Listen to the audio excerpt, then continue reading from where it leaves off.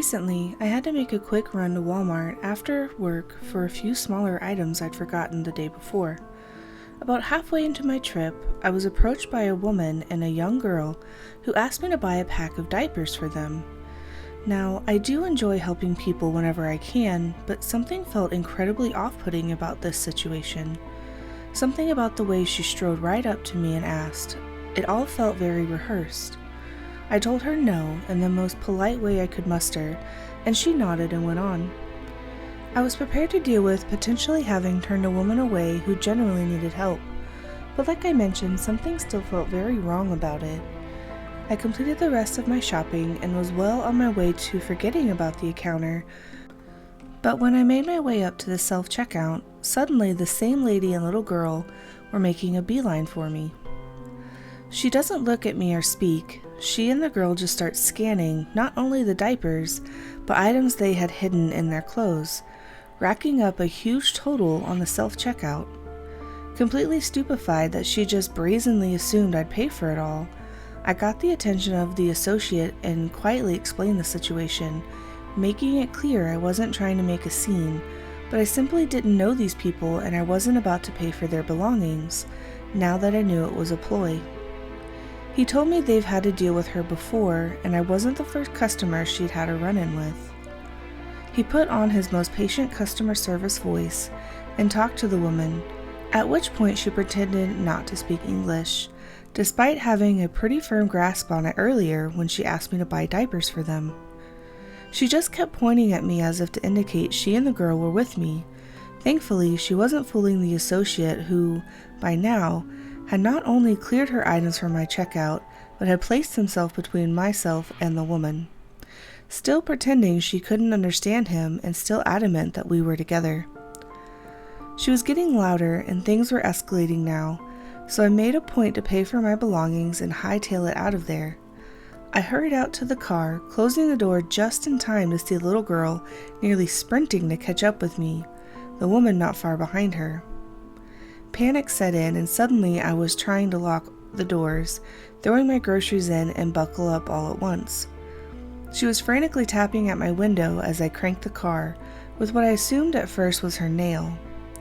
I wasn't going to look until I caught the sun gleaming off of something. I turned to find she wasn't tapping with her nail, but instead the tip of a switchblade, making slow, deliberate slicing motions with it. Just about the only thing I could think to do was throw my car into reverse and get the heck out of there. And as I did, she and the girl slowly walked in front of my car, heading back towards the store.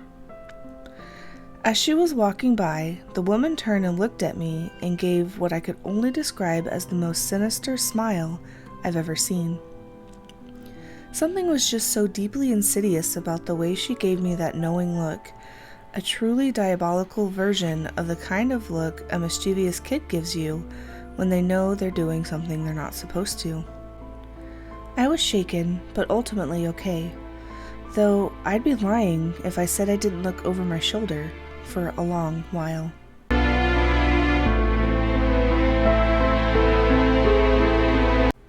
This happened early this year, or late last year. For some context, I live right across from a state park. My family has lived here our whole lives.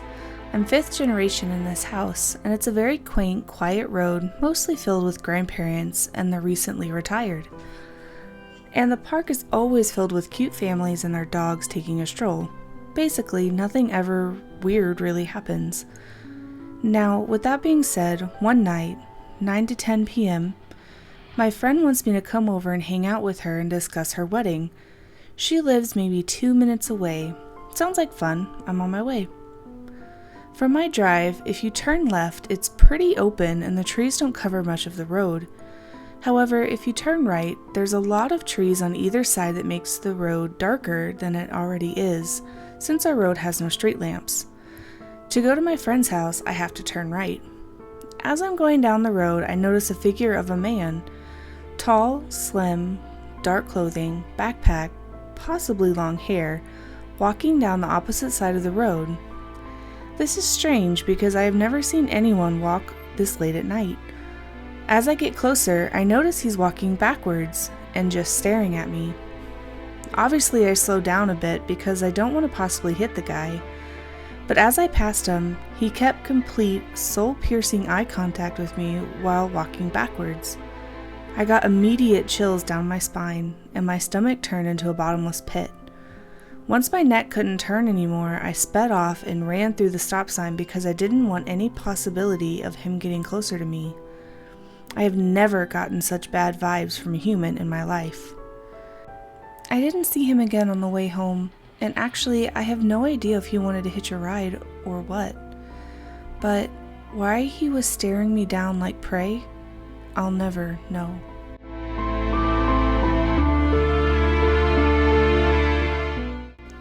This was something that both me and my mom heard, and I'd like to share it with the good people of this Reddit for some thoughts.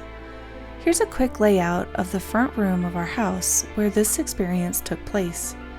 We have a porch outside, and our property is separated from the street by a wall and a gate. When you open the front door, you enter the living room, which is open plan with our kitchen directly to the left of the front door, and the living room ahead and to the right. We have a small breakfast bar too, and that's where we were both standing. Me on the seated side, the door on my left, and my mom was on the other side of the counter in the kitchen. Our dog Millie, who was featured in my first post to this subreddit, sat by the door.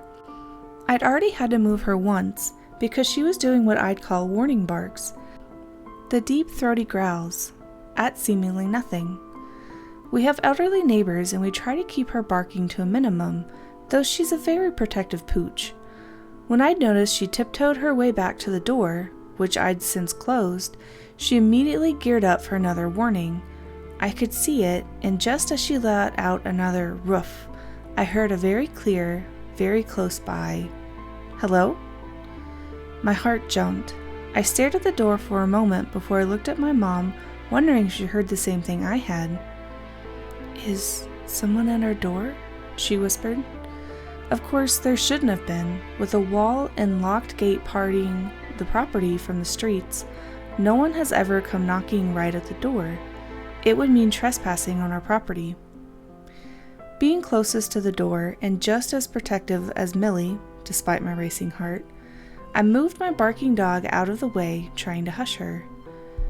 She's only a Baikan, and I wholeheartedly believe someone was on the other side of the door, so I moved her for her own safety. And of course, when I opened the door, there was no one there. No neighbors on either side of us outside in their gardens, no one walking past the house, no cars. It was silent in the middle of the day, which in itself is not unusual on our road. The voice sounded young, but we couldn't discern if it was male or female, and, heartbreakingly, they sounded confused, if not a little frightened, and I think that's what freaks me out the most. I'd like to add that we have had people shout for our attention from the curb. They have to shout because we don't have a doorbell on the gate, and with the door closed, these shouts are faint for us inside, but what we heard was a speaking voice, and it was on the other side of that door. This was enough to be a little jarring for us, and the addition of Millie sounding like she was warning something to back off before it made itself known so closely mirrors my worst paranormal experience. But thankfully, I didn't have the feelings of fear or dread this time. I used my boyfriend's mom's pendulum in my room that night, and I did receive some surprising movements from it, but when I asked if whoever was speaking, the same person who tried to contact us earlier in the day, and she said she wasn't, nor did she have any connection to me, my boyfriend, or the house, so I assumed we contacted a wandering spirit. I'd love some of your guys' thoughts on this.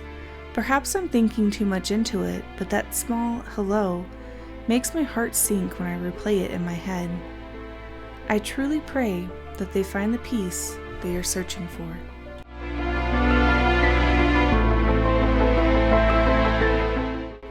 When I was 23, I used to run the youth theater at a local theater royal.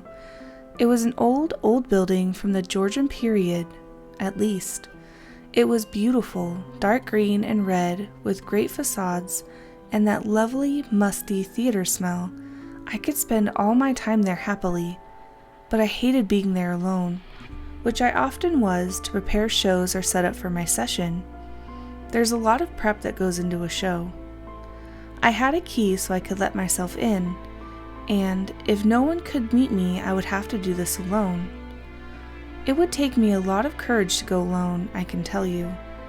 Anyway, the foyer was fine. It was renovated and new and fresh, and nothing ever happened in there. It felt welcoming and modern. Upstairs in the old bar was a bit different, but nothing too bad. This was on the first floor, second if you're American. I still didn't like being in the old bar alone, but thankfully it was used only for meetings, so I was rarely there. The third floor, forget about it. This was where the tech room was kept, a small 2-person room that was permanently boiling hot from the equipment, except when it wasn't. This room had been the tech room since the age of literal gas spotlights, and Jeff, the tech manager, was certainly the gaslight technician, enjoyed his job so much that he never left. He would often be up there, apparently, in the boiling hot tech room, and it would suddenly turn as cold as a freezer. Tech would malfunction, and crew members would laugh it off and blame old equipment and damp. Jeff and I knew better. In front of the tech booth was the raked balcony of chairs, and one of them was permanently kept down. This chair, right in front of where Jeff looked out to see the stage whilst doing his job during a show, was reserved for Abigail. It was taken as read that if that chair was ever up, Abigail would mess with the theater. Even the cleaners left that chair down, and it permanently had a reserve sign taped to it. Someone once said a theater is not a theater without ghosts. I don't know what it is about them, perhaps the intense range of emotions actors have to portray an audience feel create a spiritual vacuum. Almost every theater has at least one ghost. Theatre Royale had at least 3, and not all of them were as friendly as Abigail. So, when going around and setting up, then I had to walk through the auditorium to get to the dressing rooms and the rehearsal rooms, etc. Even with all the lights on, it was always just dim and cold. I always had an overwhelming feeling when walking through the backstage area that I shouldn't turn around and look up to the balcony. Abigail was waiting. I would sing loudly to keep myself calm, all the show tunes I could think of. I'm not a great singer thanks to larynx polyps, but it was enough to keep me calm. I was usually so lost in my to-do list that I could fight the overwhelming urge to look up at that seat. Then, one day, whilst painting the flats for our production of Wizard of Oz, I suddenly forgot all of the words to Defying Gravity, my go-to song for keeping calm. Before I knew what was happening, I had turned around and looked up at the balcony because I felt compelled to. I couldn't fight it anymore. It was like Abigail was calling to me. And there, unsurprisingly, was a woman in Victorian garb sitting patiently in the top right of the balcony on the seat that was always kept down for her. She didn't do or say anything, she didn't move, and I nervously smiled at her and went back to my painting. She wasn't a threat, and she was clearly watching me bring the old stage to life. Our youth theater productions were always anticipated due to their brightness. Abigail seemed to think so. She liked my singing, according to the theater managers who were quite familiar with her. After that, I made a point of saying hello to her when I went into the auditorium. She never said anything, but I knew she was always there. That's the first ghost, the friendly theater goer happy to keep me company. She was only ever in the auditorium and rarely moved from her seat. The backstage area was okay, always freezing, but okay. It was only the boys' dressing room that gave me the heebie-jeebies. It was a smaller dressing room, and we only used it for the boys because we had only 3 versus the 10+ girls in the bigger dressing room. I hated being there alone, and would sing even louder when setting up costumes and makeup for rehearsal or using the small cubicle toilet. Even with the door closed, I always felt someone behind me in the hall, and I always expected the door to burst open, but it never did, and I think that's in part to do with the mirror facing the door. There's an old superstition that mirrors reflecting an entrance will keep spirits out. I still never spent longer than I needed to in there. The other dressing room was fine, just something about the boys. I wonder what it used to be before it was made a dressing room. Whoever haunted that corridor and the stairwell wasn't malevolent, I don't think. I just always expected them to just appear, and I didn't want that to happen when I was alone, thank you very much. And then there was the basement. The basement was where the props were kept, and it was underneath the stage and ran beneath the street and the auditorium. It was the oldest part of the theater, the only bit that had ever been updated over the 300 years since the theater was built. It was beyond unwelcoming. What is it about basements? To get down there, I would have to go through a fairly large and heavy trapdoor in the wings of the stage. I would hook the door on the designated ties to keep it open, and then head down to gather the props we needed for rehearsal. And let me tell you, descending beneath the ground was terrifying. The silence, the must, the damp. I never sang because it always echoed unnaturally. It was behind another locked door that I had a key for, and the light switch was quite far inside. You'd have to go in a few meters in the dark before you could turn on the light, and it was quite old and blinked as it turned on, like a literal horror film. So many times I've been down there and seen shadows whilst the light was warming up, and I always felt like someone was behind me. The basement used to be the dressing rooms back in the Victoria era, so there's lots of different rooms and corridors leading to different rooms. One of the rooms didn't even have a floor.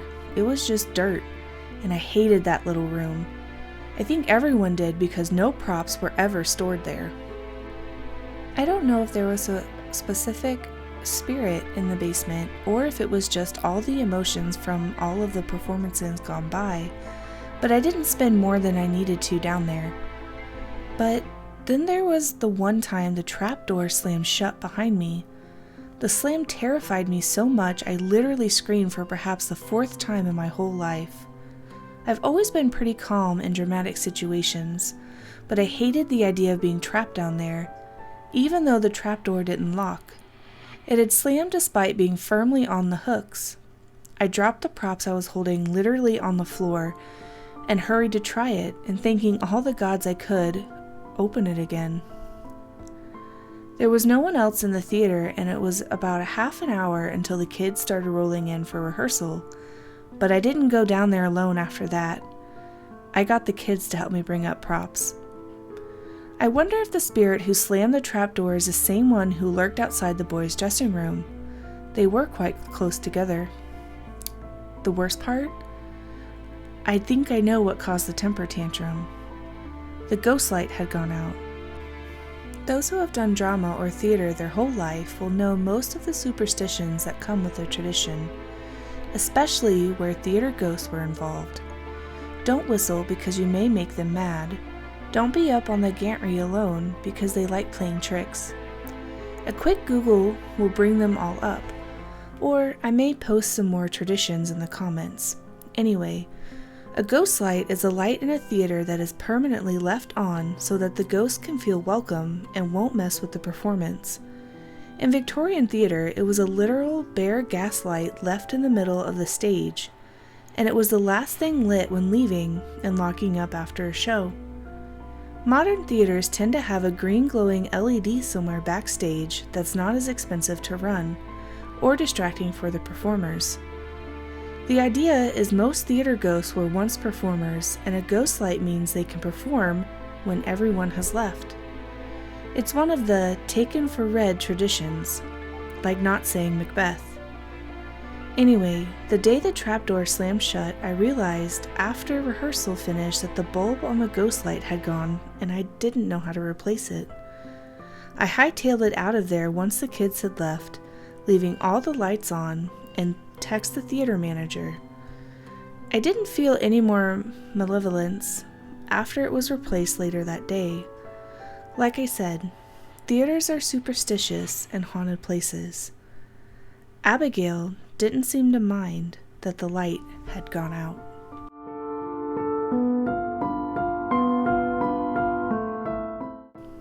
Before I start this, I just want to point out, anything that happened to my girlfriend during this time has been written out to give you guys more information about the situation. All of this has been screened by her and confirmed, just in case you were wondering. I don't want to give you guys false information. It all started when my girlfriend told me about what she saw in 5th grade.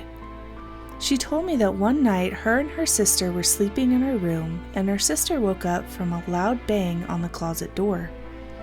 Her sister tried waking her up, but she never budged. She didn't know what to do, but she was scared, so she left the room. The next morning, Peyton woke up thankfully. She went about her morning as usual and went to her closet for a shirt. She was met with a white figure with black pulsating eyes. She stared into them and saw a black smoke-type substance ooze out. She screamed and ran away to her mom, but she didn't even believe her. Even when she showed the scars it gave her in her sleep, her mom just chose to believe she did it to herself. My girlfriend has gone through some things, and this has happened back in the past, but I'm not even judging at all because honestly, that would be hypocritical of me. The point of the matter is, her mom just chose to disregard it. Anyone, if your child or someone you know tells you some crap like this, for the love of God, please believe them. By not doing this, you're just running the risk of making them rethink their own reality and feel stupid. It's not a good feeling. I know someone in the sub understands. When she told me about this for the first time, I immediately didn't feel right about something, and the feeling has never gone away to this day every time I'm at her house. I always feel like I'm being watched. It's even worse when I'm going through my own issues. It's like I can feel it feeding off my pain and energy. It's the same for her too. I know it is. I feel a dark intention over everybody living there. Ever since we had started getting paranoid about this, it feels like it's becoming more tangible as the days go by. The only time I don't feel it is when me and her are having a good time and being calm together. I feel like the only way to manage it is to turn it into something positive, but it just feels all too sinister to get rid of it with good thoughts. It makes its way to us, I feel like, and I'm not over-exaggerating. In mid-2020, around 6 months in or so, she started having these moments where she would just, not even be herself at all, and just act weird and stare at me with a blank expression. And a minute later, she would act as if nothing happened. I begged her to calm down. Out of most of the time it happened because she would say stuff like, "I love you so much, Peyton," and "let's do something together," and crap like that. She would have a disturbing amount of joy in her voice. Well, not so much joy, but more like delusional sounding. It sounded like the tone you would use if you responded to someone saying, "I'm so ready for this year." But it didn't mean it at all, and it just sounded like you're annoyed and angry overall. Sometimes I would just stare at her while this happened until it stopped and she came back. She would always play it off like nothing happened, but I just think she wants to believe that nothing really did happen. So every time I would either not say anything and act like it didn't happen, or freak out and beg her to tell me what's going on.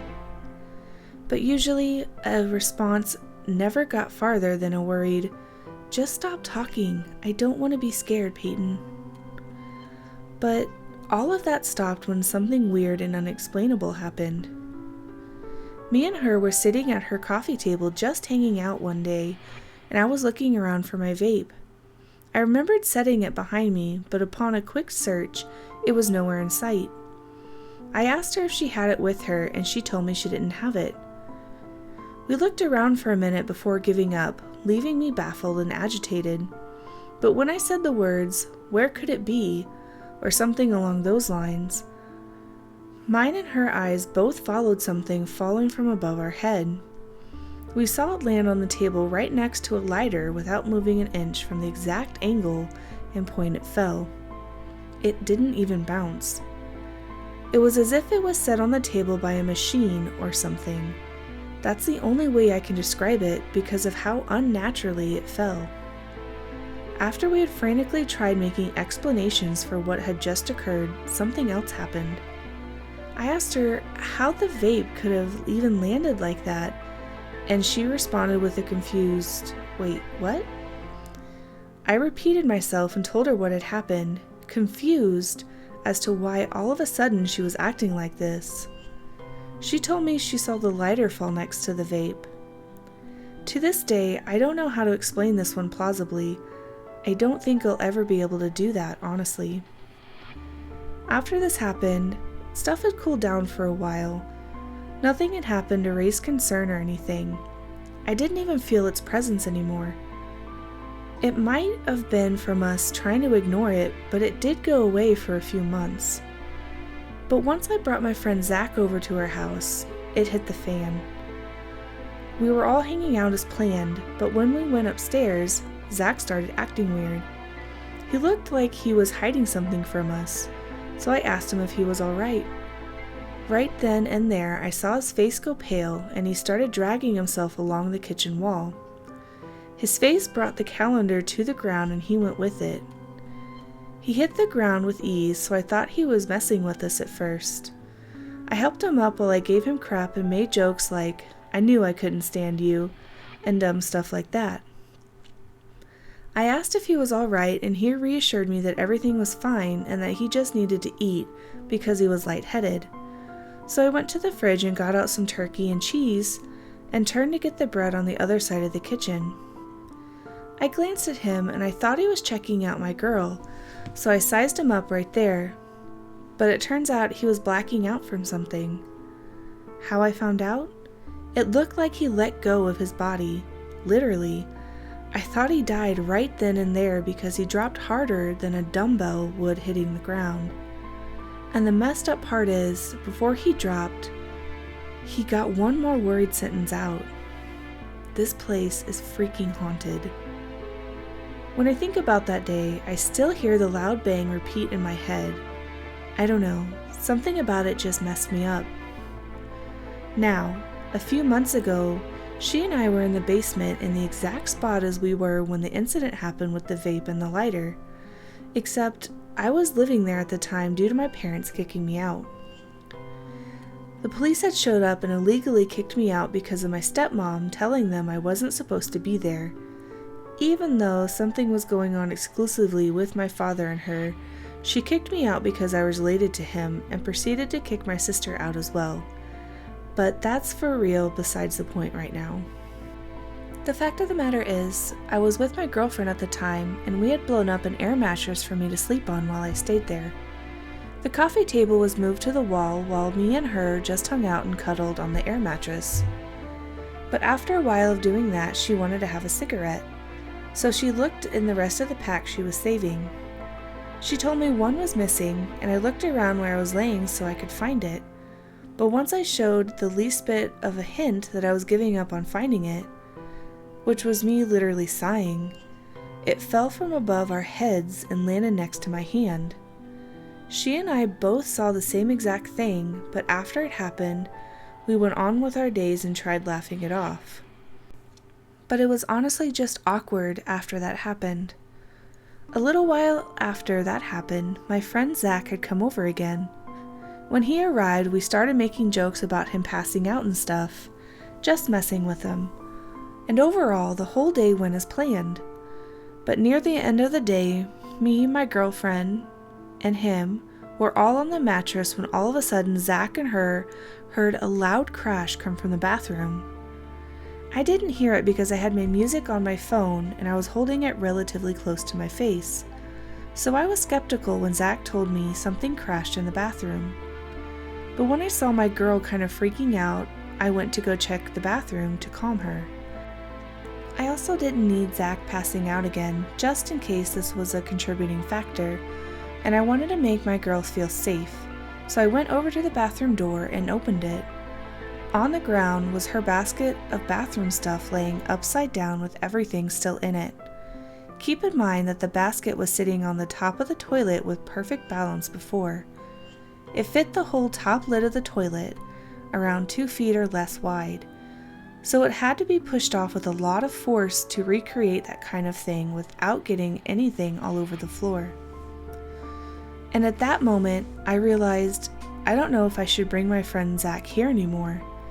This was the second time something happened while he was there, and things were getting tense between everyone, so we just called it a day and he went home. The most recent thing to happen actually occurred at her brother's house. This makes me think it can follow people, because when I passed out on the bed downstairs with her at her brother's, she tried waking me up because I had to go upstairs. Her brother and his girl wouldn't let me and her ever sleep together, and I know that for a fact. I wouldn't be caught dead like that ever, I know that for sure, because frankly, I'm not trying to get killed. But anyways, I fell asleep in the bed a few minutes before she tried shaking me awake, and she said I didn't respond in the slightest. She had to shake me as violently as she could to get me up, and after she did so, I got up really fast and she told me I started staring at her. She said she remembers me talking like I was emotionally dead or something, and that I was saying the weirdest thing. She claimed I would look at her with a wide-eyed expression and be like, "I love you," and "I'm not leaving, Peyton." She tried shaking me even more because after that I just stared off into space with a mad expression pointing her way. But once she shook a response out of me, apparently I swung my arm towards her. If you know me, I'd take a bullet before I even think about laying a hand on my girl. But after this, she yelled and demanded I go upstairs. Apparently, I yelled, "Fine," and walked towards the stairs menacingly. She told me I climbed the stairs like nothing while having no appearance of even being aware of anything at all. She's pretty sure my eyes were closed while I was going upstairs too. I don't know what happened to me, but I think it might have something to do with the way she was acting all that time ago. But the fact of the matter is, something is in her house, and it needs to leave us alone.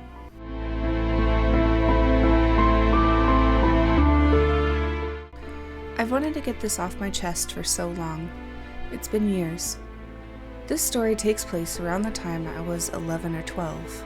I could be mistaken because I realized what actually happened nearly 4 years ago. I never brought this story up again with my parents because I remember clearly that when they found out what happened, my mom got scared so bad she nearly had a heart attack, and since she actually had one years ago, I don't want to stress her. When I was little, I was often home alone. I always had a babysitter, but as I got older, we didn't ask her to come anymore.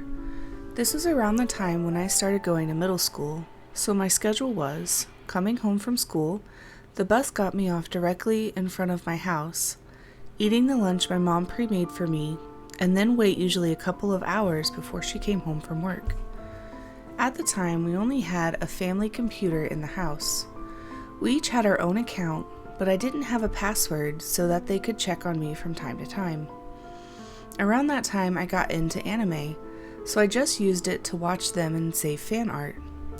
I then discovered Windows Movie Maker and got to create the sickest AMVs a young teenager could imagine.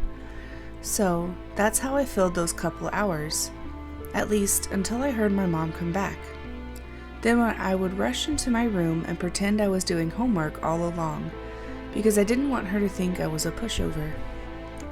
Then, all of a sudden, I started messaging with him.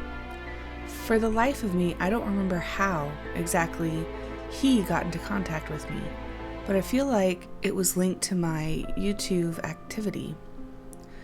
Maybe he left a comment or something like that. I can't really remember.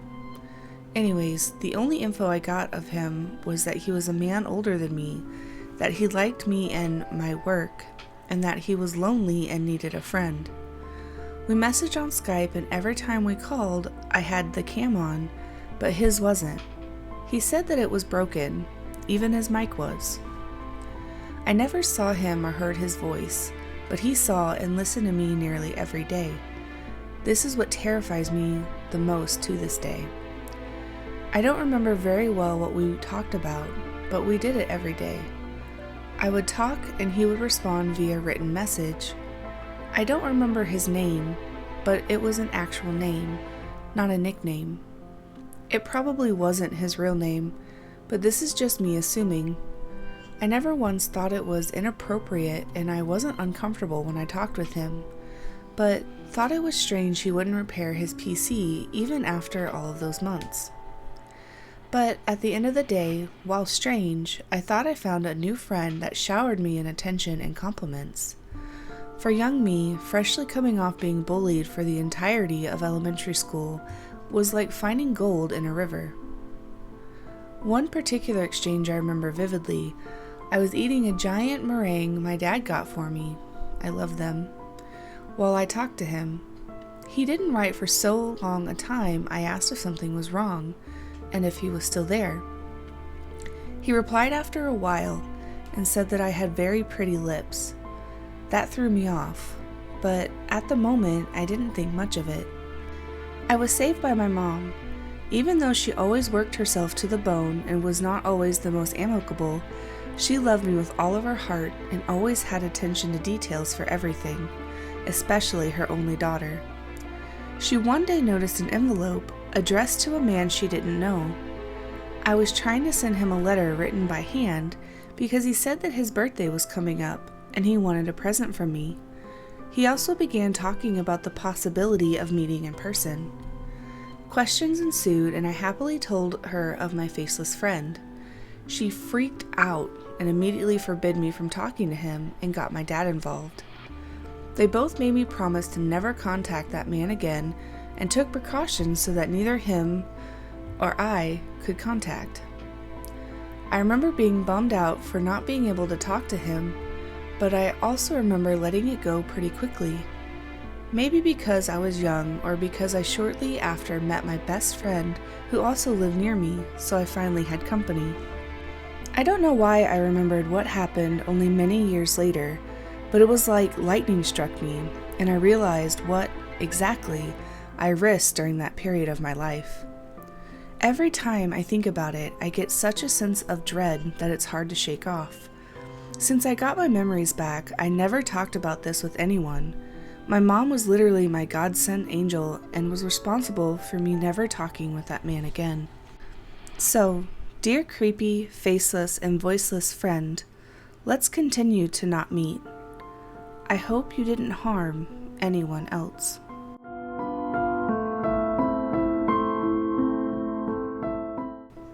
I am certain they were planning on kidnapping her, but after I intervened, they turned their attention onto me. This happened about 8 years ago in my local supermarket. I, female, 36 at the time, am in the queue to pay. It is a Saturday morning, super busy, and I am second in line. In front of me, at the till, is a family of 3, a mom, dad, and daughter. Mom and dad are unpacking the trolley, and daughter is sitting in the trolley seat facing me. Behind me are 2 men, and they are making me super uncomfortable, standing way too close to me. You know when you feel someone before you see them? It was like that. I was facing the daughter and she looked super uncomfortable, making herself smaller and kept looking over her shoulder to dad. I turn around and these men are waving and smiling, trying to get her attention. Then, the one guy reaches around me and touches her foot. He did it in such a familiar way that I thought he must know the family. She flinched away and he did it again. She quietly says, "Daddy." Dad swings around and says in a booming voice something along the lines of, "What the heck, dude? Don't touch my daughter." This weirdo is like, "But we want to be friends." Dad is like, "I don't know you. Back off." I realized then that they don't all know each other and instantly go into my mommy mode. Dad goes back to unpacking the trolley and I position myself between the 2 guys and the daughter, completely blocking access. Believe it or not, he tries to get her attention again. So I say, really loudly, "You are so lucky that you have such a brave and strong daddy. Look how he is protecting you from these bad men." The dad looks at me and we have a silent conversation with our eyes. They pack up and leave quickly. I thought it was over. The girl is safe. As I am unpacking my trolley, I suddenly notice that one of the men has moved around and is standing at the end of the till, where you pack your groceries into bags, staring at me with pure malice. The other guy was still standing behind me in the queue, my trolley between us. I won't lie, in the moment I felt intimidated and terrified. I am not a small woman. I am tallish with very broad shoulders and quite strong. Anyway, in my trolley is 15 kilograms of dog food. My adrenaline is pumping, and I need to show these guys that I'm not an easy target. I make eye contact with the aggressor at the end of the till, and I lift this bag of dog food up like it's a roll of toilet paper. My facial expression does not change. No strain, no tension, just deep and dark. He keeps eye contact with me. Now I am angry. The fear has gone. I pay, and he blocks my exit from the till. I bump him with my trolley. He laughs menacingly and moves out of the way. I decide not to go straight to my car. I walk around the mall a bit, and every time I turn around, they are there, now with a third guy. They are not even hiding the fact that they are following me. The one guy makes a motion of cutting my neck. Screw this. I start making my way to the security desk. When I get there and turn around, they are gone. I tell security everything. They recommend I let the supermarket know as well, give them my till number so they can review the security tape above the till. A guard escorted me to my car, and I drove home the long way, checking my rearview mirror constantly. I never saw them again, but to be honest, I stopped going to that supermarket. Partly because of that, but mainly their prices are not competitive, and my dogs became fussy eaters.